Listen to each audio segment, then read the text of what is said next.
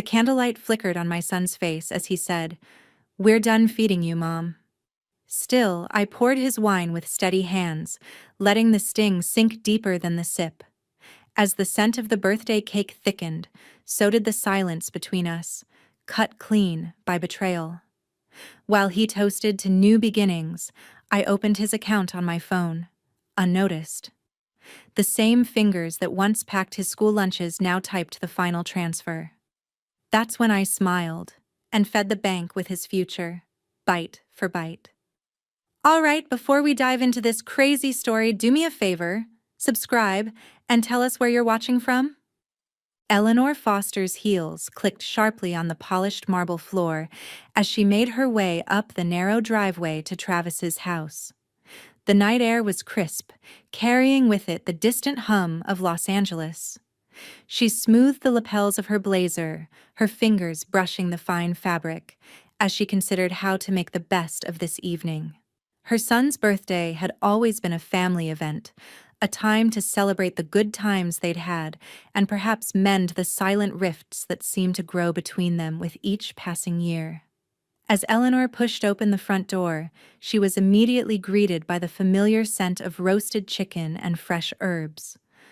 Laughter echoed from the living room, the sound of Travis's friends and Samantha's infectious chatter. Eleanor forced a smile, knowing this moment would be brief. Her relationship with her son had become increasingly strained over the years. Yet tonight, she thought, she could overlook it, at least for a few hours. "Mom, you made it!" Travis's voice boomed from the living room. His tall frame appeared from behind the kitchen island, his broad shoulders filling the doorway. He was grinning, though it seemed a little strained, like he was trying too hard to make things feel normal. Eleanor kissed his cheek, taking in the carefully curated decorations, bright balloons, festive streamers, everything meticulously arranged. "Happy birthday, Travis," she said warmly, but the smile she gave him didn't quite reach her eyes. "Thanks. Let me grab you a drink?" he said, motioning toward the bar. Eleanor shook her head. "I'm fine. I just came to be with you all." And for the first few moments, everything seemed almost perfect. They chatted about trivial things, the weather, old family memories, the gossip surrounding some of their mutual acquaintances. For a brief, fleeting moment, it felt like things had not changed. The laughter was real, the warmth genuine. But, as always, the dark cloud looming over her son's financial struggles eventually broke through. "So, Mom," Travis began casually, though there was an edge to his voice now. "I've been thinking about, well, you know, how I'm handling things. The business is in a tight spot right now." Eleanor's heart dropped. She had hoped this night would remain untouched by the constant demands that had worn her down in recent years. Still, she steeled herself. "What kind of tight spot are we talking about?" "Well," Travis hesitated, but only for a moment. "I need a loan, a big one. To tide me over, you know?" He threw a glance at Samantha, who was perched on the armrest of the couch, nodding along, her fingers absently tracing the rim of her wineglass. Eleanor's stomach tightened. She had heard this pitch before. "I'm not sure that's a good idea, Travis." "Mom, you've helped me before," Travis pressed, his voice now edged with impatience. "It's just a temporary thing. I'll pay you back, of course. You can't just leave me high and dry." Eleanor felt the warmth drain from her body, replaced by a familiar rising frustration. "I'm not your personal bank, Travis. You need to start figuring out how to manage your own finances. You've had enough chances." Her voice was calm but firm, betraying none of the growing anger inside her. For a split second, Travis's expression faltered as though he hadn't expected this response. The mood in the room shifted slightly, like the sudden flicker of a candle's flame. But then, without warning, his face hardened, and he snapped, "We're done feeding you. You've had enough of our help." The words hit Eleanor like a slap. A cold, sharp sting ran through her chest. The entire room seemed to freeze. Even Samantha, who had been lounging lazily, shot a quick glance toward Travis, as if she too was shocked by his outburst. Eleanor's breath caught in her throat. For a moment the words reverberated in her ears. Done feeding you. Was this how her son truly felt about her now? The woman who had given him everything, worked tirelessly for his future, only to have him lash out in front of everyone? Her cheeks burned with humiliation, but she refused to let him see the depth of her hurt. She kept her voice steady. I'm not here to be your source of income, Travis. You need to take responsibility for your own life. The silence that followed was suffocating. Travis's eyes were dark, filled with an anger that Eleanor hadn't seen before. Samantha stared at her, her face expressionless, but the disdain was unmistakable. Eleanor forced herself to look away, though her heart was breaking. She didn't need to look at her son to know what was going through his mind. This wasn't just about money, it was about control. And as much as she wanted to hold on to the image of a loving, supportive family, the truth had never been clearer. I think I should go, Eleanor said, her voice quiet but resolute. Travis didn't try to stop her. Instead, he turned away, muttering something under his breath as he disappeared into the kitchen. Samantha's eyes followed Eleanor, but there was no sympathy there, only a cold, calculating distance. Eleanor took one last lingering look at the scene before her. The laughter from earlier, the facade of warmth, all felt so far away now. She felt like an intruder in her own family. As she made her way toward the door, she heard Travis's voice again, this time from the other room, his words tinged with bitterness. Good riddance! Eleanor's hands clenched into fists at her sides. Her throat felt tight, but she swallowed down the lump, pushing the pain deep inside. She wasn't going to break. Not tonight. Not ever again. But the truth was clear now. This wasn't just about money. It was about respect. And Eleanor had finally had enough. Eleanor's hands trembled as she turned the key in the front door, the familiar creak of the wood marking her return to the sanctuary of her home. But this house, which had once been a refuge, now felt foreign. The laughter and warmth of Travis's birthday had evaporated, leaving behind a hollow silence. She kicked off her heels and walked through the living room, the sharp click of her footsteps echoing in the quiet space. The air felt thick, heavy with the weight of everything that had transpired. Her mind replayed the moments from the party, the icy sting of Travis's words, the finality in his tone. We're done feeding you. The words looped in her head, taunting her.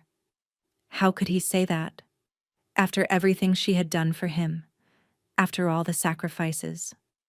She'd spent years providing for him, smoothing over his mistakes, taking on the weight of his irresponsible choices. And yet, this was how he repaid her, by humiliating her in front of the very people she had hoped would one day support her. Eleanor collapsed onto the couch, her fingers gripping the armrest as if it might anchor her in place.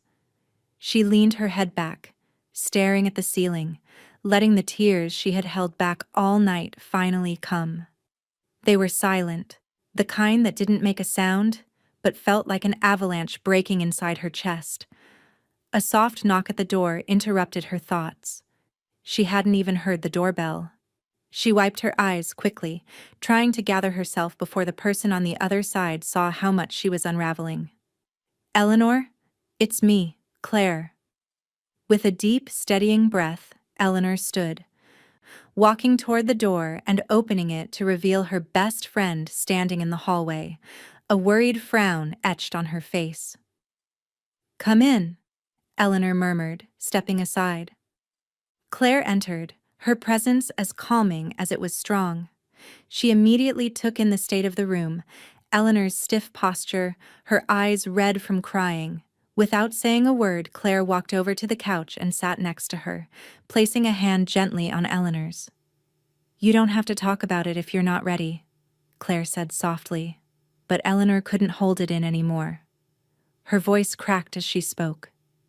He said I've had enough, that I've been feeding him for too long, that he's done with me. Claire's eyes softened, but the anger was unmistakable in her tone when she responded. The nerve of him. I'm sorry, Eleanor. Eleanor shook her head, her heart heavy. I don't know why this is hitting me so hard. I thought he would be different. That after all I've done for him, he would at least respect me. I know, Claire said quietly. But you've been taking the brunt of his irresponsibility for far too long. You've let him lean on you, and now that he's outgrown that comfort, he's lashing out. Eleanor's gaze shifted to the window, the dim light of the evening casting long shadows on the walls. I've been blind, Claire, for years. Every time he asked for more, I gave it to him. Every time he messed up, I bailed him out. I thought it was what a mother does. But maybe I've been enabling him all along. Claire's voice grew firm, her hand tightening on Eleanor's. You've been a mother, Eleanor, a good one. But it's time to stop being his safety net. You're not doing him any favors by continuing to feed his entitlement. Eleanor swallowed hard, taking in Claire's words. She knew deep down that Claire was right. She had let Travis manipulate her emotions, used her love as a tool to keep him tethered to her, even when it was clear he didn't appreciate it.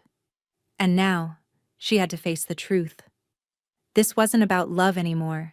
It was about power. Travis wanted control, and she had given it to him. I can't let him do this to me anymore, Eleanor whispered, her voice gaining strength. I've worked too hard for everything I have, and if he's going to treat me like this, then he doesn't get to have access to it anymore. Not a cent. Claire nodded in approval, her eyes steady. You're right. You've got every right to protect yourself, Eleanor. This isn't just about the money. It's about your dignity, your future. He's not going to change unless you make him face the consequences. Eleanor's gaze hardened as the realization set in. She wasn't going to be a victim of her own generosity anymore. This wasn't just about defending her wealth, it was about reclaiming her sense of self. She would no longer be the one who picked up the pieces of Travis's mess. Without saying anything more, Eleanor stood up, crossing the room to her desk where her phone lay charging. Her fingers hovered over the screen before she tapped in Michael's number, the lawyer who had helped her set up her finances, the one who had always been her ally. She needed his counsel, and she needed it now. As the phone rang, her pulse quickened. She hadn't taken action yet, but tonight would be the turning point. She would no longer allow Travis to control her, to dictate the terms of her own life.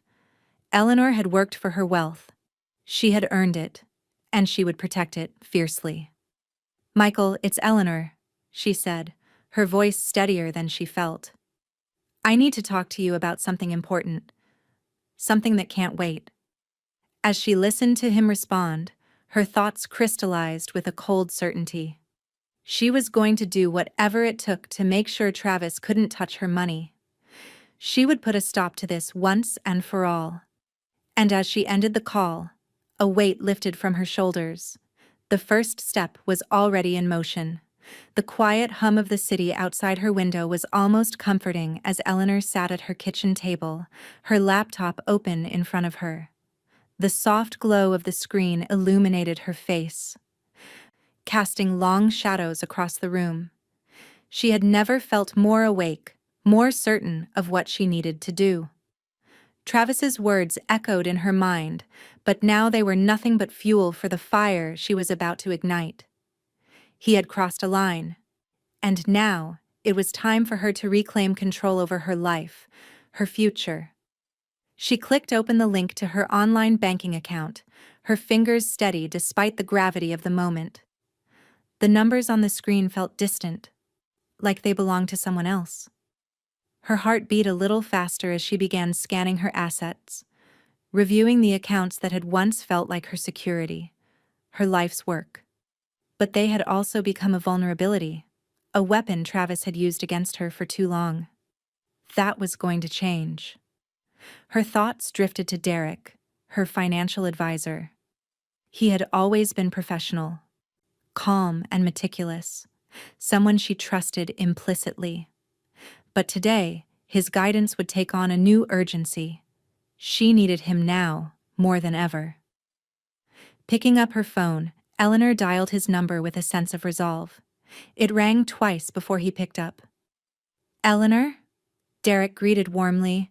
"How's everything going?"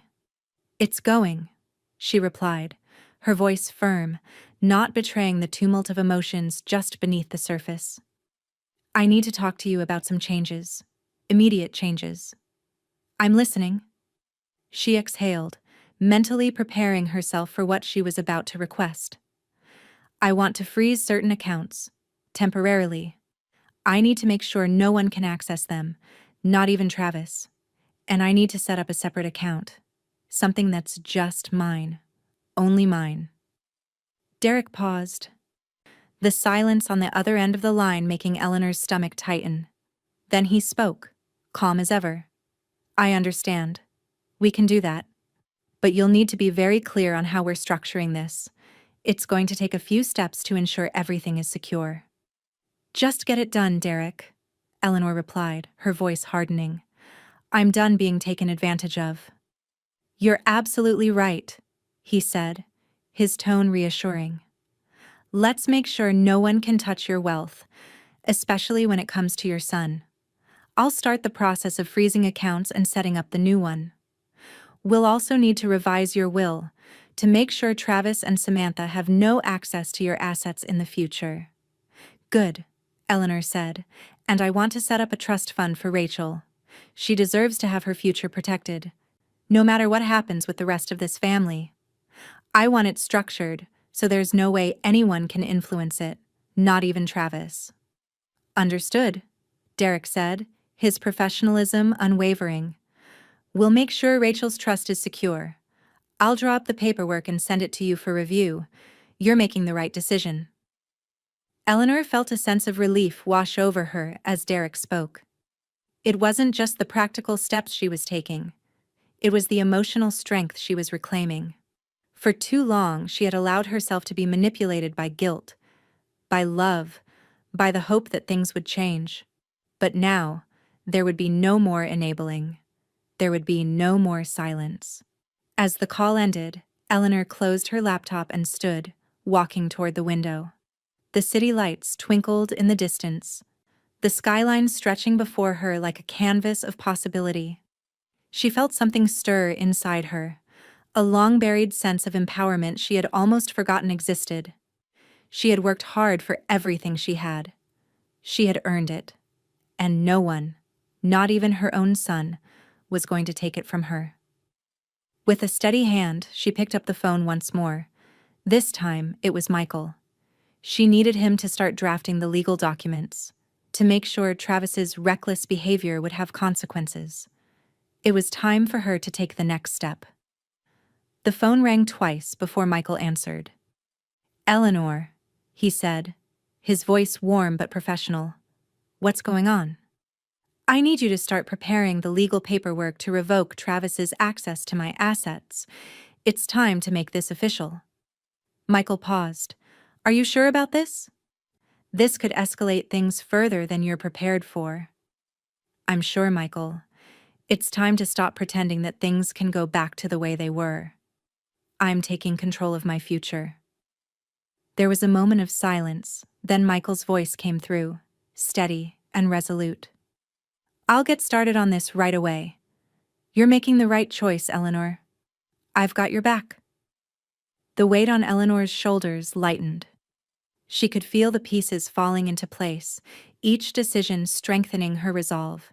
She wasn't going to be the victim of her own family's demands anymore. She was reclaiming her life, her power, and her peace.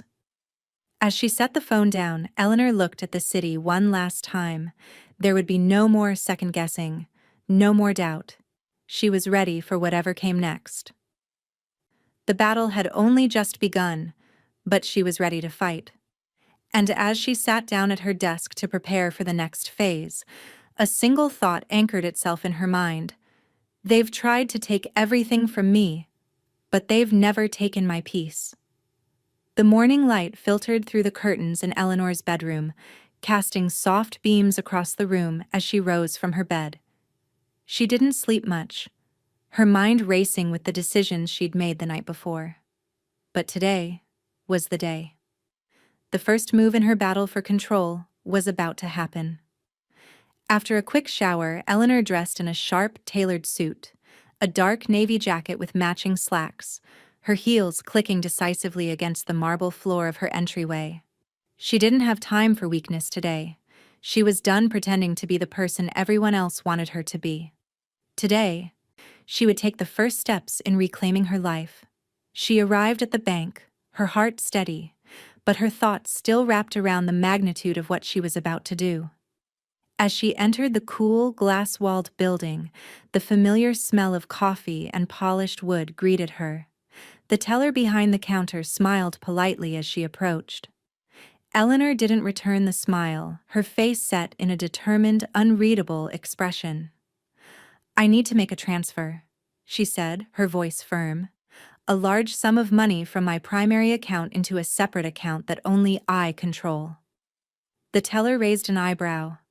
"Of course, Mrs. Foster. Would you like to speak with a banker to help facilitate the transfer?" "No," Eleanor replied, her tone unwavering. "I want it done now. Please, make sure this is handled with absolute discretion." Moments later, she was led into a private office where the bank manager sat, waiting with papers and an air of professionalism. Eleanor sat across from him, her back straight, hands folded neatly in front of her. "I want this transfer to be immediate and final," she instructed. "From here on out, I want my accounts locked down. No one, not even my family, can access these funds without my express permission." The bank manager hesitated for a brief moment, his eyes scanning her with a hint of curiosity, but he nodded as though he'd dealt with clients like her before. "Of course, we'll make the necessary arrangements and ensure that all instructions are followed to the letter." The transaction was swift, efficient, just the way Eleanor liked it. As she signed the final papers, the weight of the decision settled into her chest. This was it. No more living in fear of Travis's demands. No more enabling his irresponsibility. Her wealth was hers alone, and she had made it crystal clear that it would remain that way. Once the paperwork was completed, Eleanor stood, offering a quick, polite nod to the bank manager. As she walked out of the bank, she felt lighter, more in control than she had in years. Later that afternoon, Eleanor met with Michael at his office in downtown Los Angeles. The moment she entered, he stood, offering her a brief, professional smile. But it didn't take long for him to read the intensity in her eyes. "Eleanor, I can see you're ready to move forward with everything," Michael said, motioning for her to take a seat. "I've prepared the preliminary drafts for the legal documents to sever Travis's access to your assets. We'll also include provisions to ensure that if he challenges your decisions, he will have no legal recourse." Eleanor took a seat across from him, her hands clasped together tightly. "It's time to make sure he knows that he can't rely on me anymore. I've spent too many years covering for him, and I won't do it again." Michael nodded. "Understood. We'll be thorough. It's time to protect your legacy and ensure your wishes are honored. The revisions to your will, the trust for Rachel, it's all going to be airtight." They spent the next hour going over the details, Eleanor's mind clear and focused. She had no doubts now. Travis had pushed her too far, and she was finally taking back control. The legal documents were robust, designed to stand up to any challenges he might throw her way. By the time Eleanor returned home, her pulse was still racing, the adrenaline of the day's decisions lingering in her veins. As she set her bag down on the kitchen counter, the phone buzzed in her pocket. She checked the screen, recognizing the name instantly. Travis. For a brief, painful moment, Eleanor considered letting it go to voicemail. But then, with a steadying breath, she answered. "Mom?" Travis's voice came through, hesitant, as if he weren't sure how to approach her. "I've been thinking. Have you reconsidered? About the loan? I really need it. Eleanor's grip on the phone tightened. He was still trying. She could almost hear the desperation in his voice, the last vestiges of his entitlement bleeding through. But this time, there was no hesitation in her response.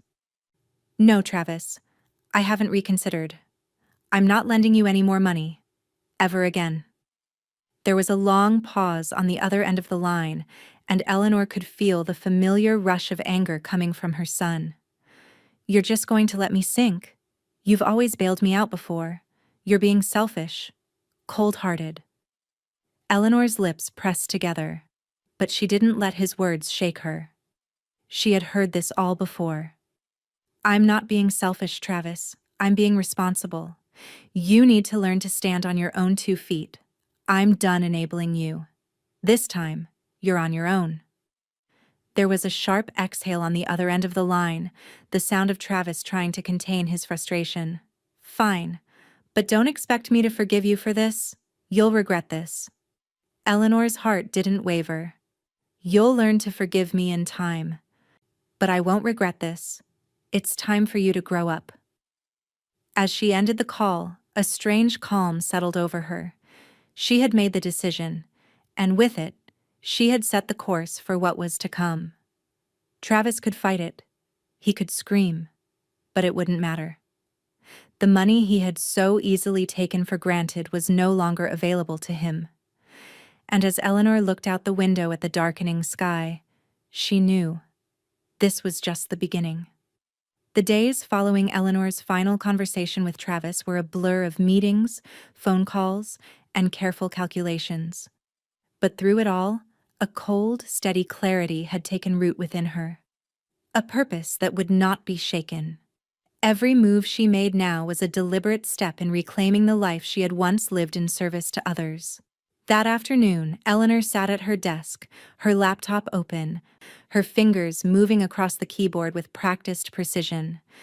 The accounts were locked down, the transfers were in place. But there was one thing she had yet to do: ensure her daughter, Rachel, would never be caught in the crossfire of Travis's entitlement. Her mind wandered briefly to Rachel, so often the peacemaker, caught between her brother and her mother. Eleanor had always tried to shield her from the tension, but now she knew the truth. Rachel needed protection too. She deserved it. With a sharp breath, Eleanor opened the section of her banking app dedicated to new accounts and set up an emergency fund.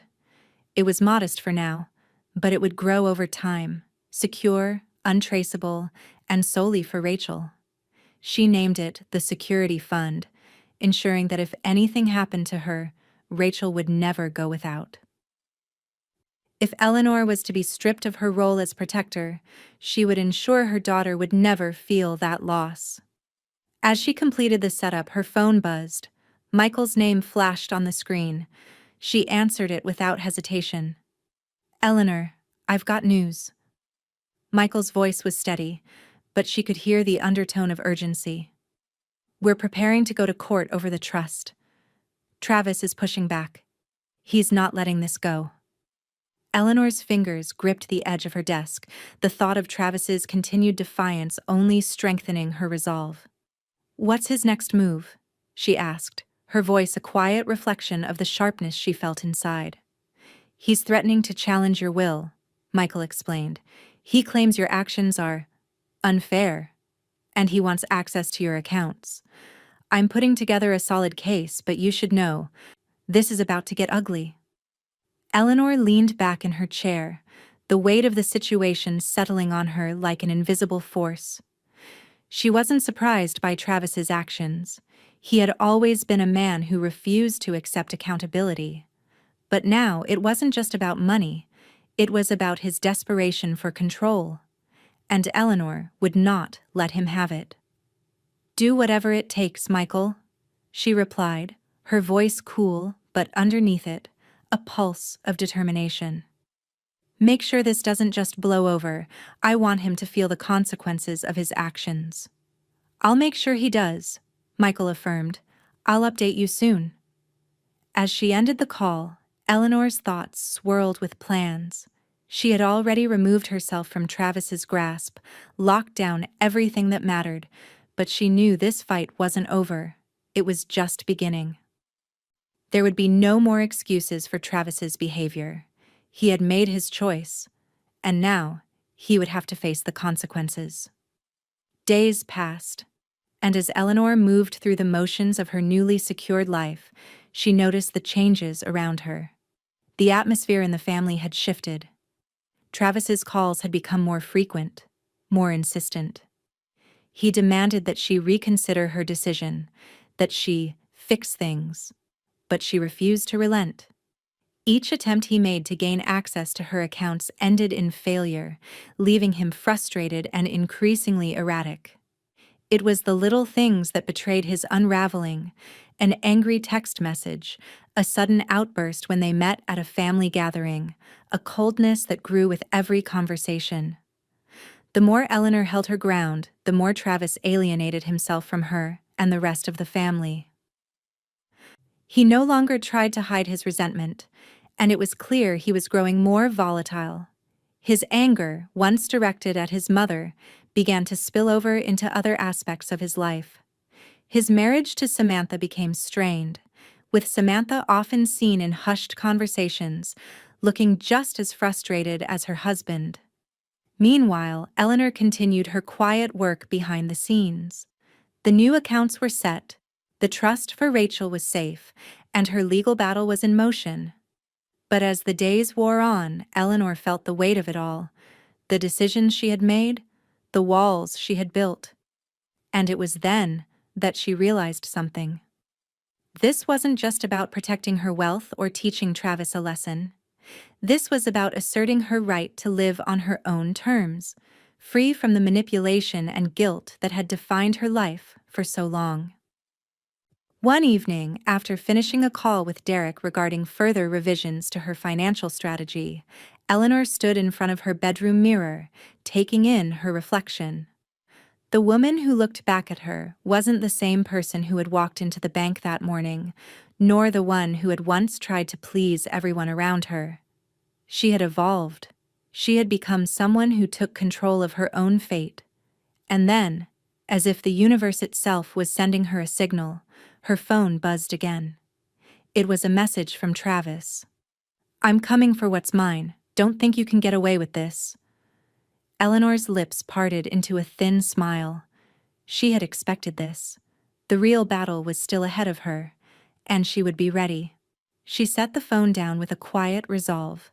Let him come. The courtroom was stark and imposing, the quiet murmur of whispered conversations bouncing off the marble walls. Eleanor sat at the front, her posture immaculate, her face composed, an ironclad mask of calm. The tension in the air was palpable, the stakes high. This was the moment. Travis and Samantha sat a few feet away, their eyes darting occasionally to her with barely concealed hostility.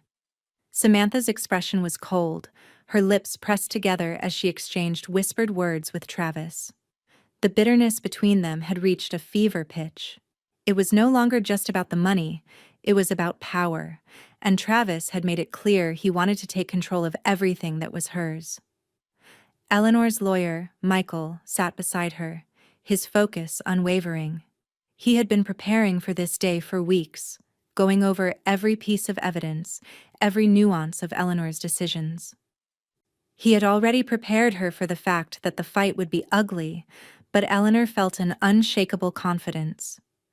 She was no longer the woman she had been when this battle began, weak, uncertain, desperate to please. Now she was a woman who had nothing to prove and everything to protect.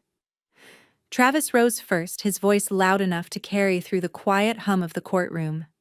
"My mother has used her wealth to control us for years," he began, his words coming out in a rush, his face flushed with anger. "She's manipulated me, forced me into situations where I had no choice but to depend on her. And now she's trying to cut me off completely, without any regard for what I've done for her." His voice cracked, a hint of desperation creeping in. Samantha stood beside him, her arms folded tightly across her chest. "This isn't about money," she added, her tone sharp, accusing.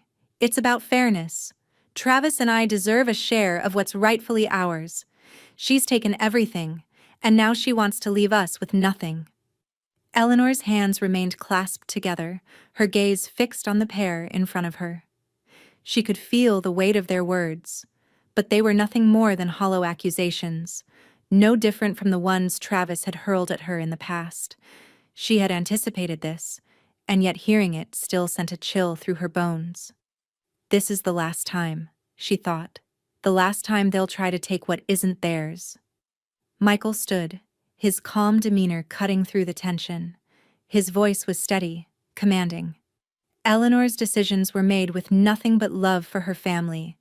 She wanted to ensure her children had everything they needed, but she also wanted them to learn the value of hard work and independence. He turned slightly toward the judge, addressing her with a quiet respect. Eleanor has worked tirelessly for everything she has. She has earned it, and it is hers to do with as she pleases. No one has the right to claim what belongs to her, especially when her decisions were made out of love, not manipulation. There was a pause. Eleanor felt a strange sense of relief. Michael's words struck at the heart of the matter. Love, not control. The truth of her actions was finally being laid bare, and for the first time in a long while, she could feel her shoulders relax. Sophie and Travis exchanged a look, their faces tightening in frustration. They were trying to push her into a corner. But Eleanor had never felt more secure in her resolve. Michael was fighting for her, and for the first time, she wasn't alone. The courtroom shifted as Michael laid out his defense in meticulous detail. The documents were ironclad, the legal groundwork painstakingly prepared. He provided evidence that Eleanor's decisions had been made with full legal knowledge and with no intent to harm her children. As the day wore on, it became clear that Travis's case was crumbling. He had no evidence of undue influence, no proof that Eleanor had used her wealth for anything other than securing her family's future. With each failed attempt to find leverage, Travis grew more agitated. His face reddened as his arguments faltered, and the once assertive tone of his voice began to crack under the weight of the truth.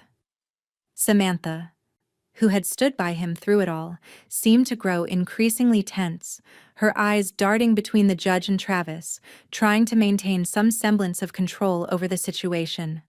But Eleanor remained calm, her focus never wavering. She had done nothing wrong. Everything she had done was to protect herself, her future, and her daughter. The judge, who had remained silent throughout the proceedings, finally spoke. The court has heard both sides, and while I acknowledge the complexity of the family dynamic here, I must say that I find no evidence to suggest that Eleanor Foster has acted in anything but her own legal rights. We will take a short recess before making a final ruling. Eleanor's heart skipped a beat. The moment was almost upon her, the culmination of everything she had worked toward. She exchanged a brief glance with Michael, whose calm smile reassured her. Outside the courtroom, the tension between Travis and Samantha was palpable. Their whispered conversations became louder, more heated. Samantha's face was tight with anger, and Travis's frustration was beginning to spill into the hallway, his voice rising with every passing second. But Eleanor didn't care. She had faced them, stood her ground, and now, she would finally have the peace she had fought so hard to reclaim. The recess felt like an eternity, but finally, they were called back into the courtroom. The judge sat at her desk, the weight of the decision on her shoulders. The final ruling was clear. Eleanor had acted within her legal rights, and the claims Travis and Samantha had made were without merit. The assets would remain with Eleanor, and they would be protected according to the will she had laid out. As the courtroom emptied, Eleanor stood and took a deep breath. Travis and Samantha were silent now, their fury turned inward. But Eleanor had won, and as she left the courtroom, she couldn't help but feel the weight lifting from her chest. The battle had been long, but she had reclaimed her peace, And nothing was going to take that from her again. The court proceedings had taken a dark turn. What had begun as a legal battle over Eleanor's wealth had now transformed into a frantic display of manipulation, as Sophie and Travis desperately sought to claw their way back into the control they had lost. But Eleanor stood firm, unshaken, her composure a fortress built on the truth that could not be undermined. Each day, Sophie and Travis grew more aggressive. Their accusations, once centered on fairness, now became a venomous campaign to paint Eleanor as a manipulative, heartless mother. They tried to twist the narrative, suggesting that Eleanor had been making decisions in bad faith, that her wealth had been used as a tool to dominate and control her family. Every time they spoke, their voices dripped with entitlement, as though they truly believed they had a right to everything Eleanor had worked for. But Michael, her lawyer, was ready. With every claim, every attempt to skew the truth, he countered with cold, irrefutable evidence. In the courtroom that morning, Eleanor sat quietly, her eyes narrowed as Travis rose to speak once more. His voice was louder now, more desperate, as he repeated the same accusations. "She's been using her wealth to control everything I've done. It's her fault I'm in debt. She wouldn't help me. She never wanted me to succeed on my own." His hands trembled as he gestured toward Eleanor, but she didn't flinch. She knew exactly what was coming.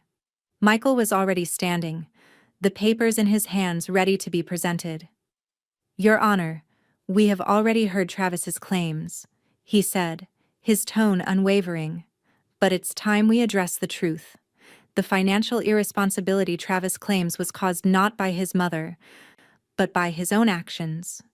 He handed a thick packet of documents to the judge, which she began reviewing. The courtroom grew quiet, the tension palpable. Michael continued, his voice steady. "These are records of Travis's poor financial management, the loans he took out, the gambling habits, and the countless times he failed to make the necessary payments to maintain his business. He has been living in excess without regard for the consequences." A murmur rippled through the room as the judge glanced through the papers, clearly intrigued by what she was seeing. Eleanor's heart raced, but she remained calm, her hands folded neatly in her lap. This was the turning point. The truth was out, and it was about to shift everything. Michael turned toward Travis. "You say that Eleanor has manipulated you, but your financial history speaks for itself. This isn't a case of manipulation. This is a case of irresponsible spending, reckless behavior, and now, an attempt to blame others for your mistakes." Travis shifted uncomfortably in his seat, his face reddening. Samantha's expression darkened as she exchanged a tense glance with him. She had always been the one whispering in his ear, encouraging him to push for more, to demand what he thought was owed to him. But now, their narrative was falling apart before their eyes. Michael didn't stop. He brought up Sophie's influence over Travis, pointing to the way she had egged him on, persuading him to act with a sense of entitlement, even when he had clearly made poor decisions. Sophie's role in this is no less significant. She has, for years, pushed Travis to seek more, to demand more, without regard for his own actions. Her influence has led him further down a path of irresponsibility. Sophie's hand tightened around the papers in front of her as the words hit their mark. Her face turned a shade of crimson, but she remained silent, unable to offer any rebuttal to Michael's claims. The truth, raw and undeniable, was too powerful for them to fight. Travis, however, was not done. His frustration boiled over as he shot up from his seat, his voice breaking with emotion. "She's lying. It's all lies. She's trying to ruin me, to take everything I deserve." The judge raised a hand, calling for calm, but Travis's outburst had already set the tone. His credibility, once high, was now crumbling with each word. His desperation was becoming more evident, and the judge's gaze flickered between him and Michael, who stood tall, an embodiment of unwavering composure. Eleanor's heart swelled with a quiet satisfaction. She had watched her son unravel, but this was not about victory. It was about justice. Travis had been given every chance, every opportunity, but he had refused to change. And now, the truth had caught up with him. The judge finally spoke, her voice calm and measured. "I've reviewed the evidence, and I can say with certainty that Travis Foster's claims of manipulation and unfair treatment are not substantiated. The records show a history of irresponsible financial management, and there is no evidence to support the argument that Eleanor Foster acted out of anything but a desire to protect her family." Travis's face drained of color. His eyes widened as the weight of the judgment settled over him. And Eleanor could see the realization in his expression. The game was over. He had lost. As the judge called for a recess before her final ruling, Travis slumped back into his seat, his face a mixture of disbelief and rage. Samantha, who had remained a silent participant in the chaos, finally spoke, but her words were soft, barely audible. "We were never going to win, were we?" Eleanor didn't respond immediately, but she caught her reflection in the polished surface of the courtroom table. There was no gloating, no triumph in her eyes, just the quiet understanding that this moment, this final battle, had been won through the clarity of truth. And as the recess unfolded around her, Eleanor felt the air shift, as if a heavy weight had finally been lifted. She had done everything she could to protect her family, and now, the truth could no longer be denied. The courtroom doors swung open with a quiet groan, and everyone rose as the judge stepped back into the chamber. The air felt different now, thicker, heavier, as if every molecule in the room recognized the moment that was about to unfold. Eleanor could feel her pulse in her fingertips, but she kept her expression smooth, composed. She hadn't fought this hard to waver now. The judge took her seat, adjusted her glasses, and glanced down at the ruling in front of her. A long moment of silence followed, long enough for Travis to shift uncomfortably beside Samantha, long enough for Eleanor to draw a slow breath through her nose, steadying herself. When the judge finally spoke, her voice was calm, clear, and absolute. "After reviewing all evidence presented, the court finds that Eleanor Foster acted within her full legal rights regarding her financial assets and estate planning. Her decisions were justified, well documented, and made with no intention of coercion or manipulation." A ripple moved through the room. Eleanor didn't move. She barely blinked. The judge continued, her tone firming with each word. "Therefore, the petition filed by Travis Foster and Samantha Foster seeking access to, or control over, Mrs. Foster's assets is hereby denied." The words hit Travis like a physical blow. His face went slack, then tightened, his jaw working like he was trying to swallow something too large to go down. Beside him, Samantha stiffened, her eyes narrowing into sharp, glittering slits. Her nails dug into her handbag so hard the leather creaked. "And furthermore," the judge added, glancing toward Eleanor, "Mrs. Foster's revised will and trust arrangements will remain intact and unchallenged unless future evidence warrants reconsideration, which, at this time, it does not." It was over. Completely, irrevocably over. Eleanor let out a breath she hadn't realized she'd been holding. Not a shaky breath, not a relieved gasp. Just a slow exhale, the kind that comes from reclaiming something that should never have been taken in the first place. She felt taller, lighter, anchored in her power and no longer tethered to someone else's chaos. Behind her, Claire squeezed her shoulder, whispering, "You did it."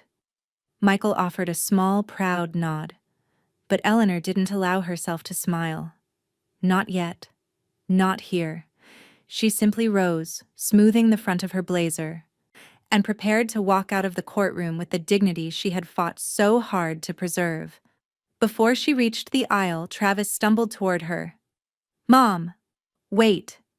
His voice broke, the raw desperation in it slicing jaggedly through the air. "Please, I I didn't mean for it to get this far. I'm sorry. Really, just talk to me." She stopped, but she did not turn. There was a time when those words would have pulled her apart, would have cracked her resolve until she bent toward him, trying to fix everything again. But that woman was gone, buried beneath the months of betrayal, disrespect, and manipulation. Without looking at him, Eleanor said quietly but clearly, "It's too late, Travis." The silence that followed was louder than his outburst earlier. Heavy. Final. Samantha, already fuming, stepped forward with her chin raised sharply. "This isn't over," she snapped. "You think a judge's ruling is the end of this? We'll contest it. We'll find another way." Eleanor finally turned to face her. Her eyes were steady, unyielding. "You can try," she said softly. "But it won't change the truth." Samantha faltered, surprised by Eleanor's calm, by the steel in her voice. She opened her mouth to retaliate, but Travis placed a shaking hand on her arm, pulling her back. Not out of humility, out of fear. He had seen the tide turn, and for once, he understood that pushing further might destroy what little remained of his standing. Family members, previously unsure where to stand, now drifted toward Eleanor. Old cousins, distant relatives, even Rachel stepping forward with tears in her eyes. "Mom," Rachel whispered, hugging her tightly. "I'm so proud of you." Eleanor's arms wrapped around her daughter, and for the first time in what felt like ages, she allowed herself to feel the warmth of genuine support. This moment, this unity, felt earned, deserved. No guilt, no hesitation. As they walked out into the hall, the press of footsteps echoing behind them, Michael leaned in close. "We're not done yet," he murmured. "There's one more filing I need to review with you. Something urgent." Eleanor paused mid-step. "What filing?" she asked. Michael hesitated, a subtle but unmistakable shift. "It's about a bank account we didn't know Travis had been accessing." Eleanor froze. The victory in the courtroom still hung in the air. But now a new tension began to coil around the edges of the moment, tightening, darkening, shifting the ground beneath her feet. A new fight was waiting in the shadows, and this one would cut even deeper. The weeks following the courtroom battle felt like a quiet storm had passed through Eleanor's life, leaving behind a calm she had longed for but had never truly known. It wasn't just the victory, it was the newfound sense of peace, the absence of Travis's manipulative grip, the release from the weight of his constant demands. The battle, however, was far from over. While Eleanor had secured her future, the remnants of the damage Travis and Sophie had wrought continued to shift the landscape of her family. It wasn't long before cracks began to appear in the foundation of Travis and Sophie's relationship. The weeks that followed were filled with tension, arguments, and a growing silence between the two. Travis, once so sure of his entitlement to Eleanor's wealth, was now adrift. His usual bravado was gone, replaced by frustration and confusion. Sophie, the ever-calculating force behind his actions, began to unravel as well, her sharp tongue losing its edge as she struggled to regain control of a situation that had slipped from her grasp. They were no longer the golden couple they once appeared to be. Instead, they were two people caught in a downward spiral, desperate to claw their way back to something they no longer understood. At family gatherings, the distance between Travis and the rest of the family grew. Where once he had been the center of attention, the one everyone turned to for support, now there was only silence. Eleanor had become the undisputed figure of strength and resolve. The relatives who had once feared crossing Travis now found themselves rallying around her, supporting her decisions, validating her actions, and even turning away from the couple who had once so effectively manipulated them all.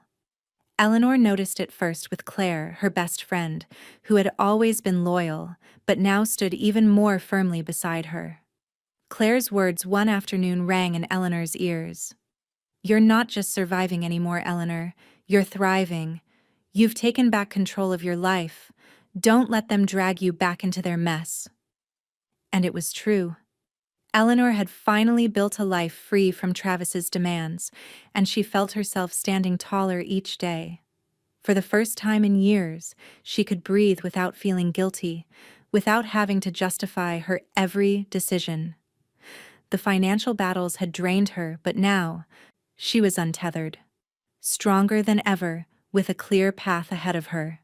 It was Rachel, though, who truly helped Eleanor navigate this new chapter. With a quiet, fierce determination, Rachel had stepped forward to support her mother in ways Eleanor hadn't even anticipated. Rachel, always the peacemaker, had stood by silently for years as Travis manipulated and controlled every aspect of their family. Now, she was ready to take action, ready to help Eleanor build a future free from the fear and tension that had plagued their family for so long. One evening, after a long day of meetings and paperwork, Rachel sat beside Eleanor on the porch. The air was warm, the sun dipping below the horizon, and for the first time in years, they were alone together without the looming threat of Travis's manipulations.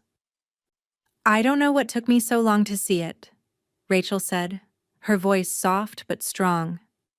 "But I can see now. He's not the person we thought he was. And you—" She paused, taking a deep breath. "You did the right thing. You've always been there for us, Mom. But this is your time now."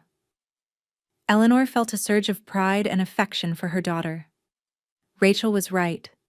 For so long she had lived under the shadow of guilt, trying to fix things for Travis, sacrificing herself to keep the peace. But now, she didn't have to fix anyone but herself. As Rachel helped Eleanor go through the last of the paperwork, they found themselves laughing. Genuine, carefree laughter. They were making plans for Eleanor's future now, not worrying about how to protect or shield Travis from the consequences of his actions. And for the first time, Eleanor felt like she could truly let go. But that didn't mean Travis and Sophie had given up.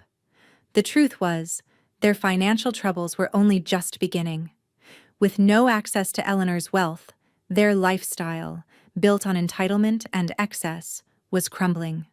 Their business ventures were falling apart, and the facade of success that had once surrounded them was now an empty shell. Eleanor received the occasional message from Travis, desperate for help. But each time she deleted them without hesitation. He had crossed the line. His arrogance had once blinded him to the fact that no amount of wealth could fix his problems. Now, his desperation was starting to unravel him, his once charismatic persona becoming a shadow of what it had been.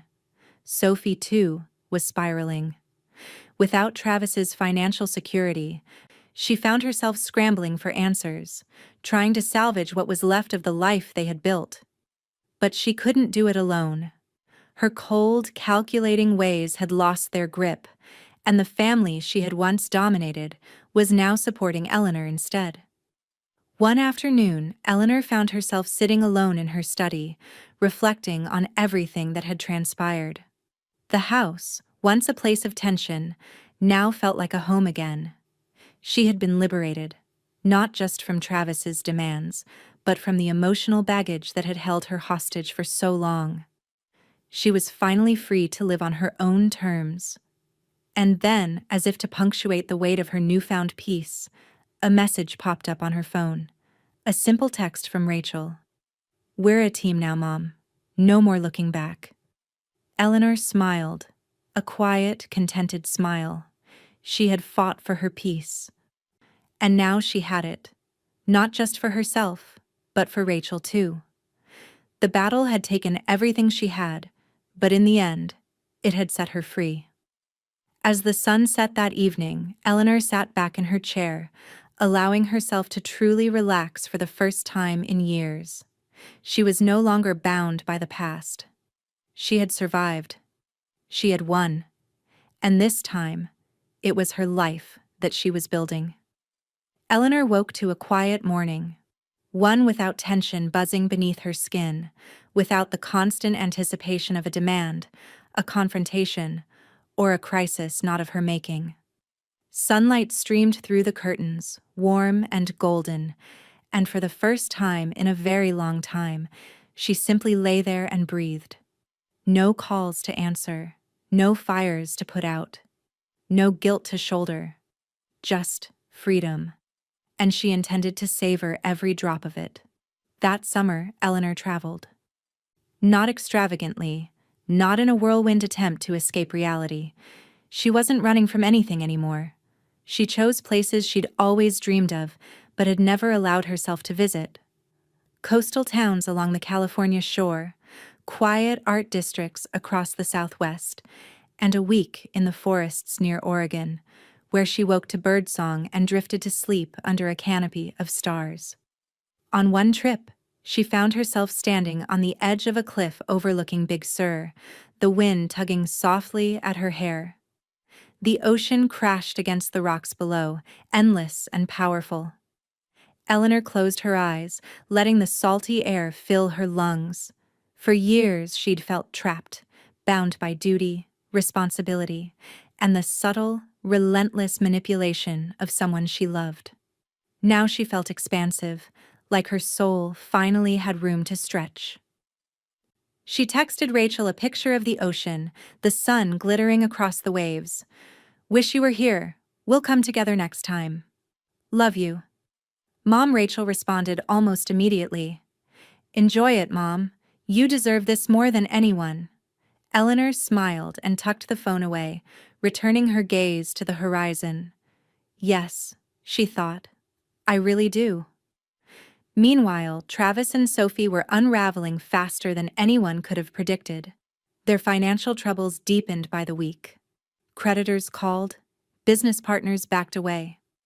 What little savings they had disappeared into a desperate attempt to maintain the lifestyle they'd built on the foundation of Eleanor's generosity.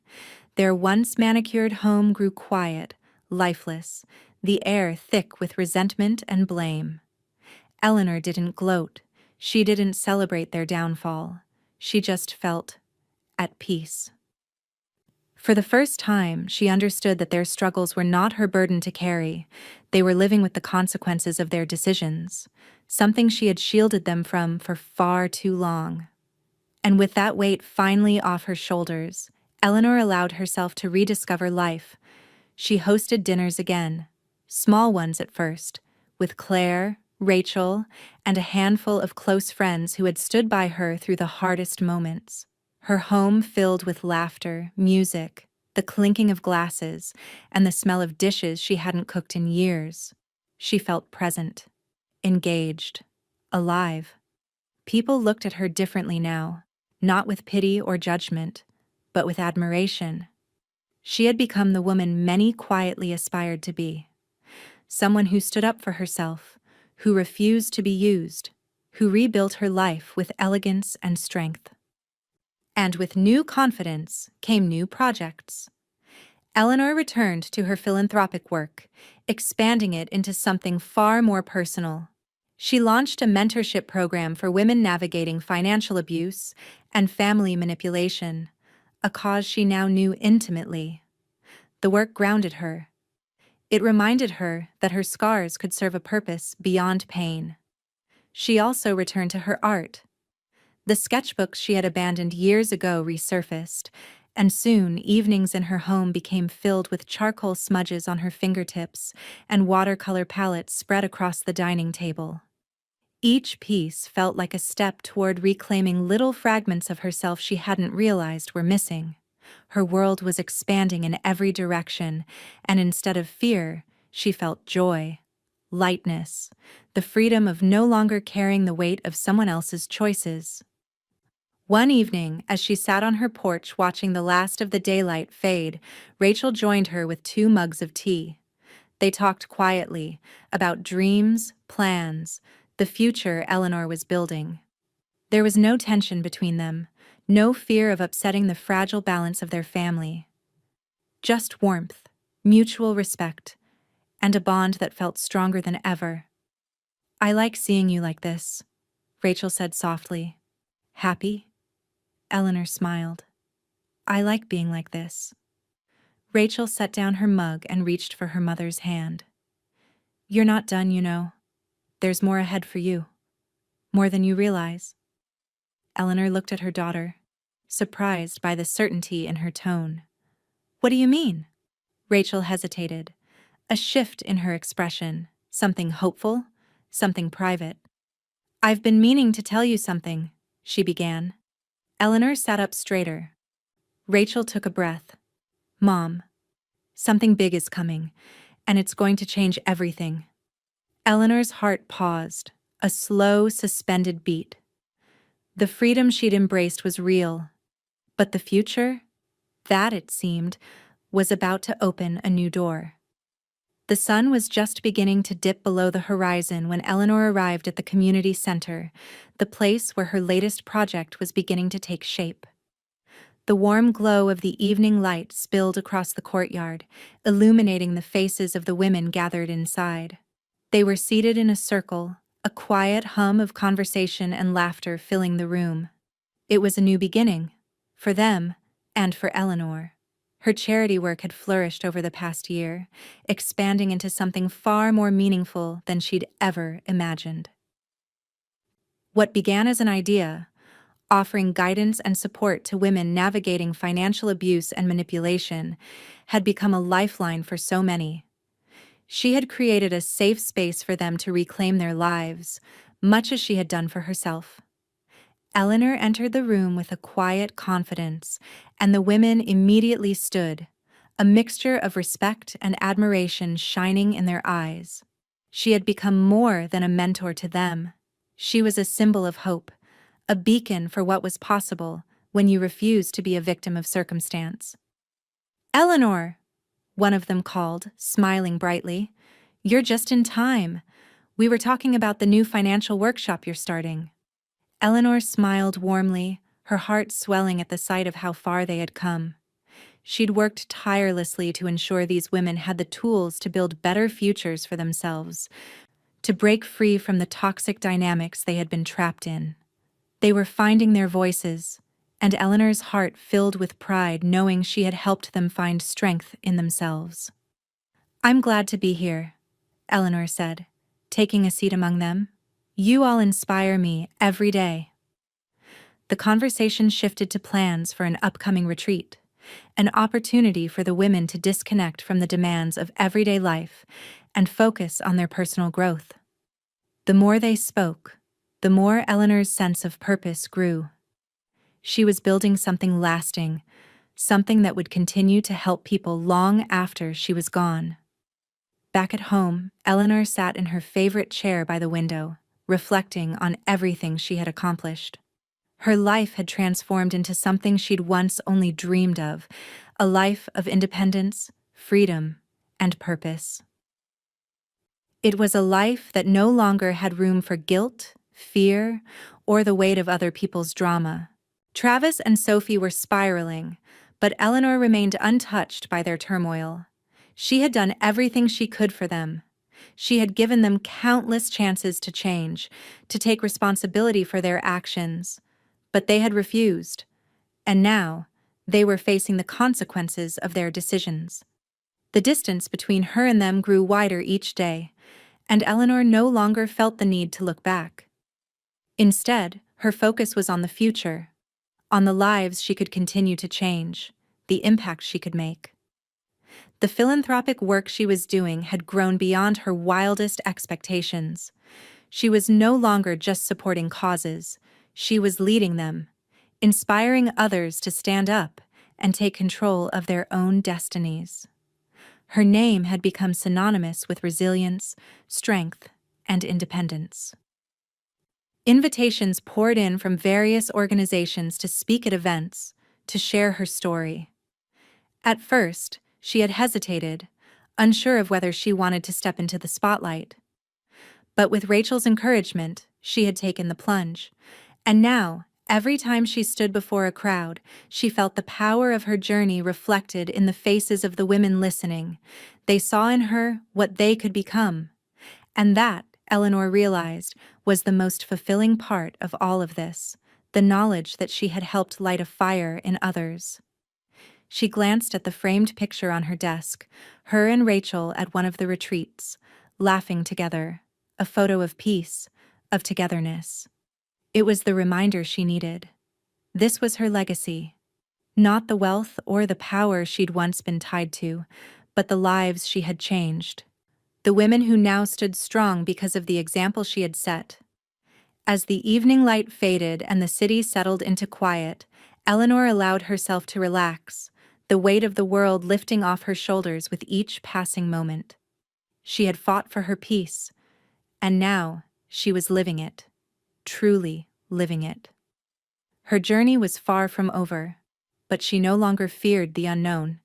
She embraced it, knowing that whatever came next, she had already built the life she wanted. And as she looked out at the horizon, the world felt wide open, full of possibilities. For the first time in a long time, Eleanor could finally see it clearly. This was just the beginning. Eleanor stood at the edge of her garden, watching the early morning mist curl around the rose bushes. The sun had just begun to warm the earth, casting a soft golden light over everything. Birds were calling from the trees, their songs a reminder of how far she had come. Her life, once clouded by constant pressure and manipulation, had opened into something entirely new, something all her own. She hadn't realized until recently how deeply she had craved peace, not the peace of a temporary reprieve, but the deep, lasting kind that came with self-reclamation. Eleanor had fought for that peace, through years of sacrifice, emotional turmoil, and countless moments of doubt.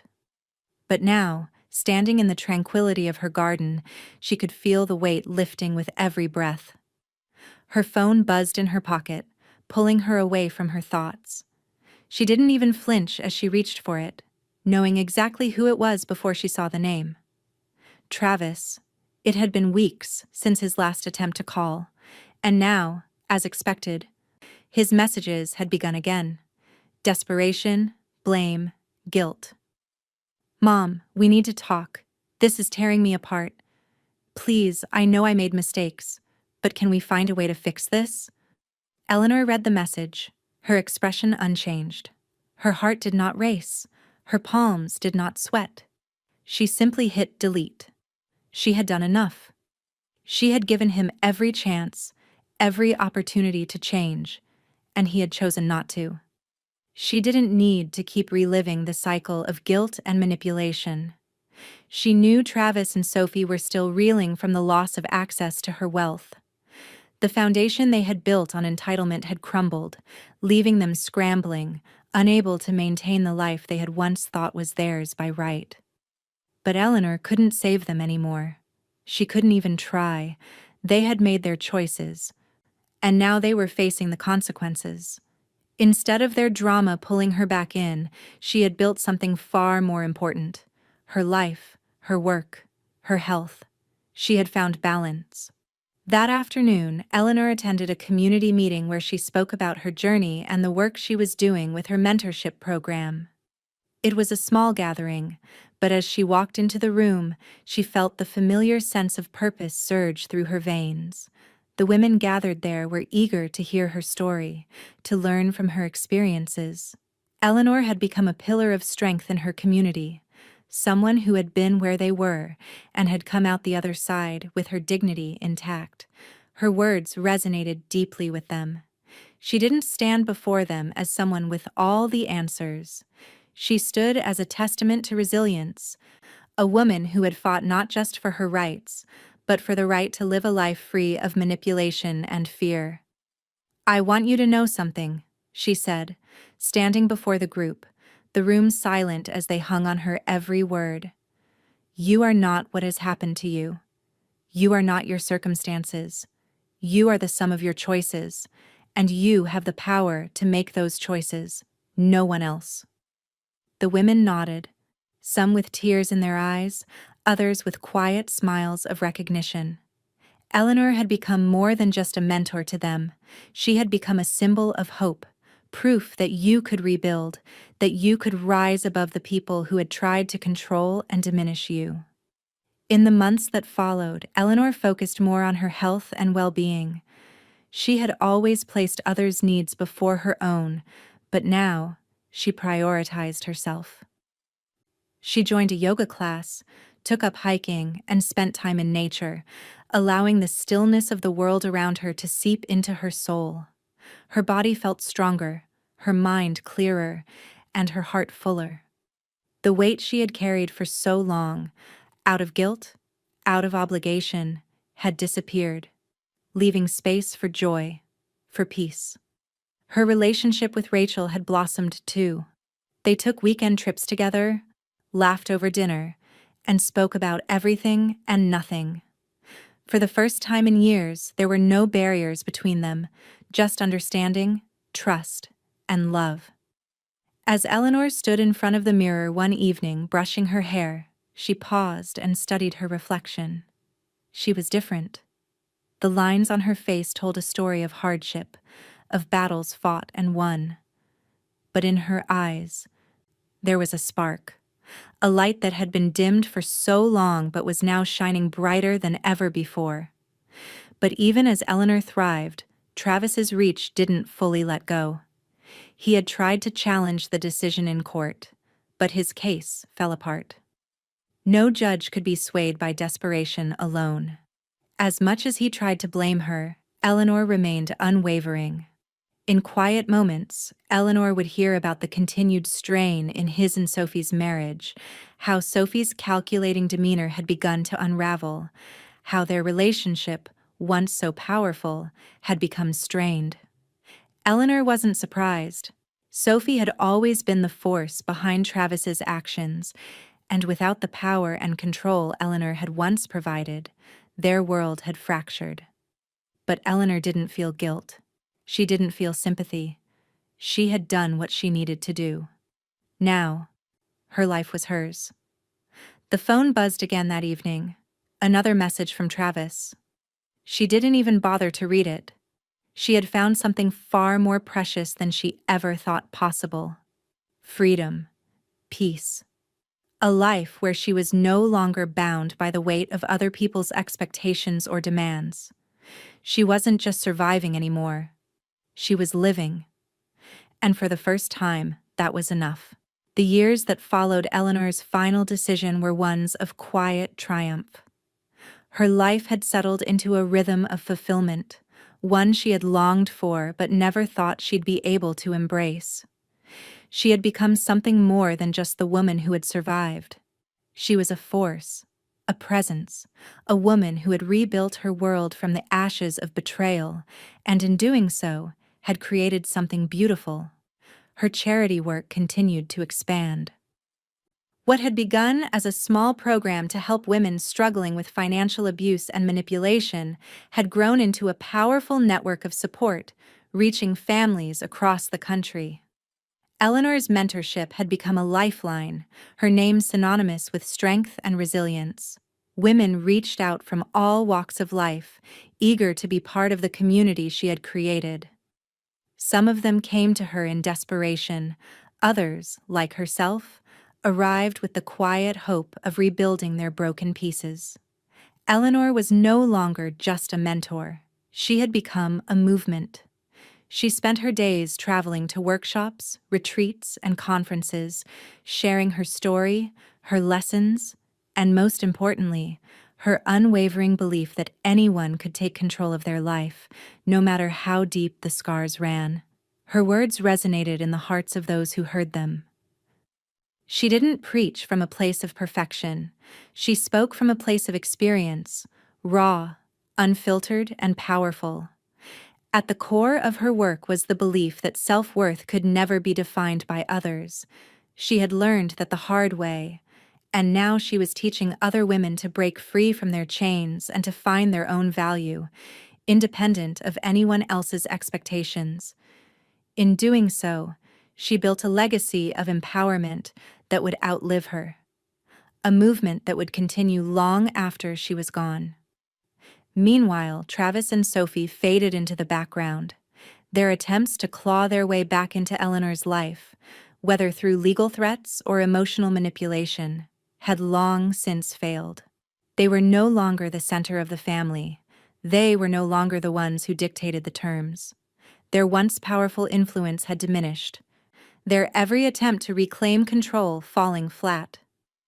They remained isolated, estranged from their relatives, their once high status reduced to a mere whisper in the background of Eleanor's ever-growing success. For a while, Eleanor had wondered if, in the quiet corners of her heart, she should feel sorry for them. But the truth was, she didn't. Her peace had been hard-won, and no amount of guilt or self-blame would take that away. She had given them everything they had asked for, and they had taken and taken, never once considering the toll it had taken on her. There was no room for sympathy now. She had earned her freedom, and it was theirs to find, if they ever would. Her days were spent focusing on the work that brought her joy, the women and families she helped, the new projects that sparked her creativity, the partnerships that blossomed as she connected with others who shared her passion for change. It wasn't always easy. The path of social change never was. But Eleanor found fulfillment in the knowledge that the work she was doing had ripple effects beyond what she could see.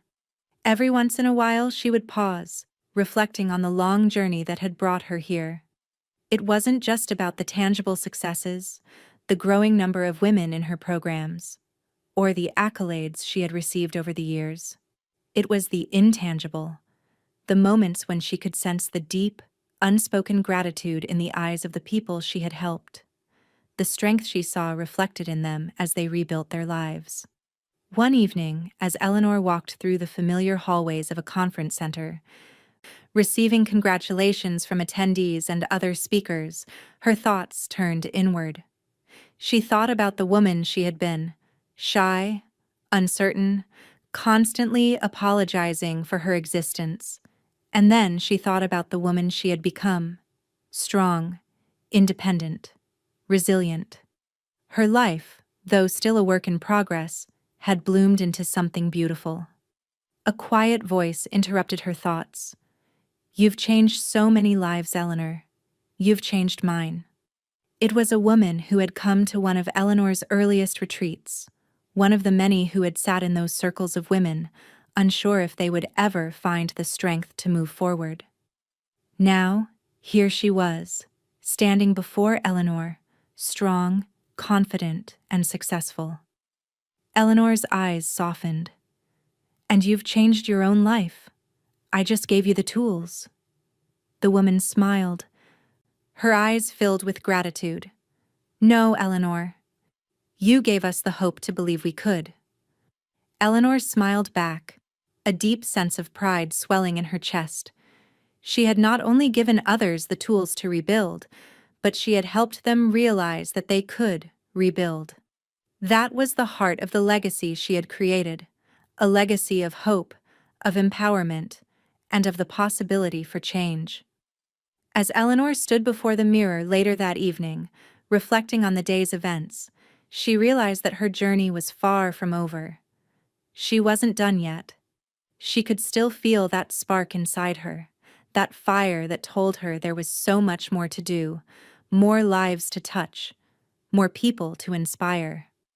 She thought about her daughter Rachel and how far they had both come. Rachel had become not just her support, but a partner in this mission, her closest ally, someone she could count on when the weight of it all became too much. Together, they had built something far beyond what Eleanor could have ever done alone. Eleanor's phone buzzed, pulling her out of her thoughts. It was another message, this time not from Travis, but from one of the women in her program. "I've done it, Eleanor. I'm free." A smile tugged at her lips. Her legacy was unfolding before her, one person at a time, and with it, a new generation of women learning to stand on their own. Eleanor looked out the window, watching the stars begin to twinkle in the sky. The world was vast, full of possibilities, and she had just begun to explore it. Eleanor stood on the balcony of her new home, overlooking the sprawling city below. The lights twinkled like stars, stretching out in every direction. For the first time in years, the view felt like it belonged to her. She wasn't just living in a space, she was inhabiting it, fully, without hesitation or compromise. This was the life she had fought for.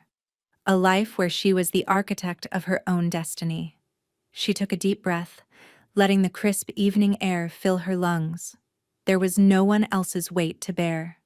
No obligations. No demands. Just the freedom to choose her path, moment by moment. The past few years had been transformative, not just in terms of her professional success or her blossoming network of women she mentored, but in the quiet, powerful ways she had reclaimed her sense of self. Eleanor had built a future of peace and fulfillment, and now, with every decision she made, she was able to move forward with no one holding her back. Behind her, the hum of the city seemed distant, a world apart from the sanctuary she had created. Sophie and Travis, still struggling with the fallout of their own choices, had faded into the background. Their attempts to regain control of her life had failed. Eleanor had refused to let them drag her back into their web of manipulation, and now they were left with nothing but the consequences of their actions.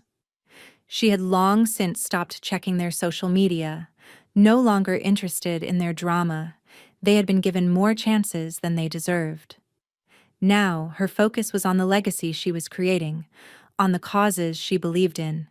Her wealth, no longer a tool for someone else's greed, had become a means for good. She had channeled much of it into philanthropic ventures, projects that aligned with her values and supported the causes she deeply cared about. Women's rights, mental health awareness, and educational programs for underprivileged youth became her primary focus. She had invested not just in charities, but in change, lasting, impactful, transformative change. She had hired a team to help run her foundation, ensuring that the work continued to flourish even when she wasn't directly overseeing it. Her influence had spread across states, impacting communities she'd never imagined reaching. There was a satisfaction in knowing that her financial resources were now contributing to something bigger than herself. Later that week, Eleanor attended a dinner hosted by a group of young women who had completed her mentorship program.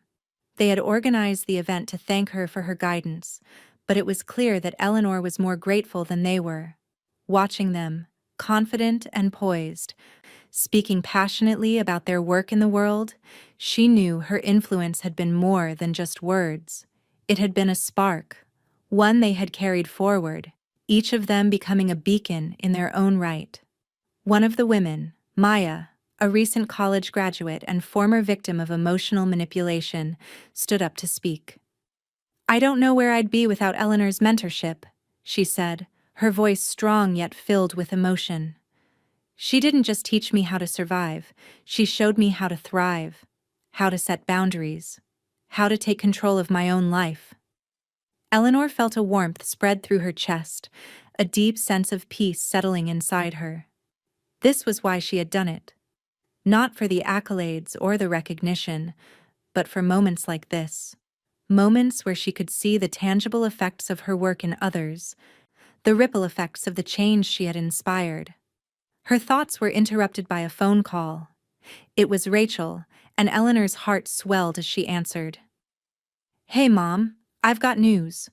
Rachel's voice was upbeat, but there was a new excitement in it. "I've been offered a position to lead one of the Foundation's new programs. It's in a community I've always wanted to help, and it's exactly what I've been training for." Eleanor felt a surge of pride. She had always known Rachel was destined for greatness, but hearing her voice, filled with that confidence and determination, made her heart swell. "That's incredible, Rachel. I'm so proud of you." "I know I couldn't have done this without you, Mom. You showed me what it means to take control of my own life. Now I'm ready to help others do the same." Eleanor smiled softly. her voice filled with emotion.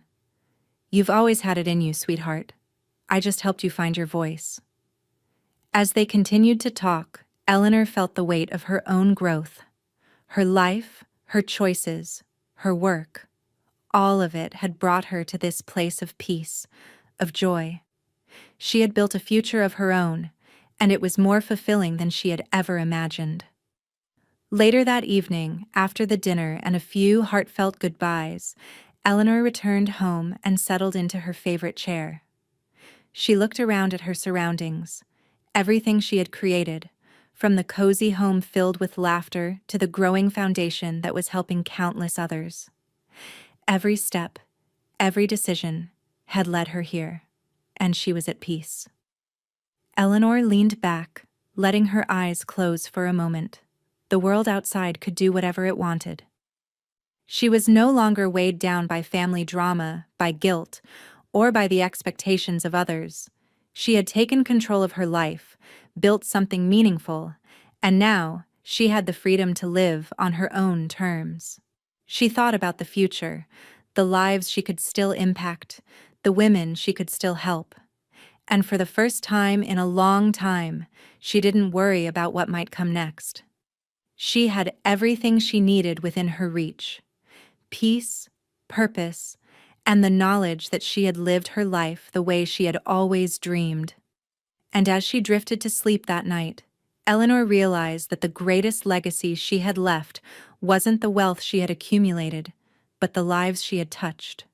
The fire she had lit in others was far more lasting than anything money could buy. She had found her peace, and that peace had set her free. Eleanor sat in the front row of the grand hall, the soft murmur of the crowd settling as the lights dimmed. The ceremony was formal, yet there was an air of excitement that seemed to hum through the room. She had never imagined she would be here, sitting in the spotlight, not for a personal accolade, but for something far more meaningful. The host called her name, and a ripple of applause followed. She stood gracefully, her black dress catching the light as she walked toward the stage. Her heart fluttered, but only for a moment. She had become accustomed to standing in front of people, sharing her story. But tonight was different. Tonight, she was being recognized not for surviving, but for thriving, for transforming her pain into a force for good. As she reached the podium, Eleanor's eyes scanned the room. There, in the audience, were women she had mentored, some from the early days, some newer faces, each of them now standing tall, with the same sense of pride she felt in her own heart. They had fought their battles, and now they were writing their own stories, just as she had. The award she was receiving was for her contributions to women's empowerment and social justice. But Eleanor knew it wasn't just about the award. It was about what it represented. This wasn't just recognition for her work, it was proof that the seeds she had planted over the years had begun to sprout and grow. Her influence, her story, had become a beacon, a light for women everywhere who had been held back by fear, doubt, and manipulation. And for the first time, Eleanor understood the true power of that impact. She took the microphone, her voice steady but filled with emotion. "Thank you for this honor, but truly, it's not just my work that's being recognized tonight. It's the work of every woman who has ever believed she could be more than the circumstances she was born into. This award belongs to all of us." The applause grew louder. Eleanor felt a warmth flood her chest, but she kept her composure. It wasn't the praise or the admiration she sought. It was the knowing, deep down, that she had made a difference, that she had turned her life into something far bigger than herself. After the ceremony, as Eleanor made her way through the crowded hall, she felt a sense of peace settle over her. Her mind wandered back to the beginning of her journey, the struggles, the betrayals, the moments when it seemed like there was no way out. But she had found a way. She had turned every challenge into a stepping stone, every setback into an opportunity for growth.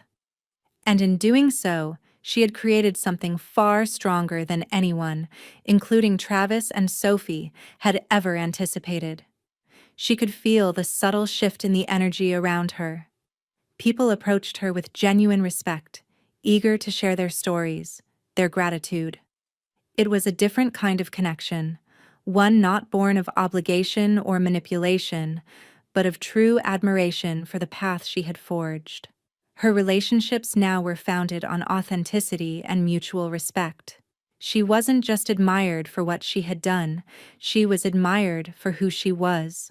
A woman who had reclaimed her power, who had chosen to live on her own terms, and who, despite it all, had chosen to make the world a better place. Back at home, Eleanor sat in her favorite chair, sipping tea, reflecting on everything that had led her here. The house was quiet, peaceful, and for the first time, it felt like home in the truest sense of the word. The familiar weight of Travis and Sophie's turmoil no longer haunted her. They had long since disappeared from her life, their manipulations leaving nothing behind but the lessons she had learned from them. Their attempts to drag her back into their drama had failed, and the distance between them had only grown. She had been right to let go. She had been right to choose herself. And now, as the evening stretched on, Eleanor allowed herself a quiet smile. The battle had been long, but it had forged her into someone she could be proud of. A woman who had been tested and had come out the other side unbroken. Her phone buzzed again. It was a message from Rachel. "I just saw the award. I'm so proud of you, Mom. You've changed so many lives, and I'm lucky to be part of it." Eleanor felt a lump form in her throat as she typed back a reply. "I couldn't have done it without you. You've been my rock, Rachel. I'm proud of you every day." She paused for a moment, looking at the message. How far they had both come. From the woman who had once been overwhelmed with guilt and doubt, to the woman who had built something lasting, something that would outlive her, a legacy of empowerment, strength, and resilience. She had turned her pain into power, and now that power was helping others rise. The next morning, as Eleanor sipped her coffee on the balcony, the world seemed quieter somehow. There was a deep stillness in her soul, a sense of fulfillment that nothing, no title, no award, could surpass. She had found the peace she had been searching for all her life, and then, with a quiet certainty, she realized that the legacy she had left was not just in the work she had done or the lives she had touched. It was in the example she had set, the strength she had embodied. She had built something far stronger than anyone could have imagined. She had built herself. And that, Eleanor thought as she gazed out over the city, was the greatest achievement of all. "They tried to break me," she whispered to herself, a smile tugging at her lips. "But I built something far stronger."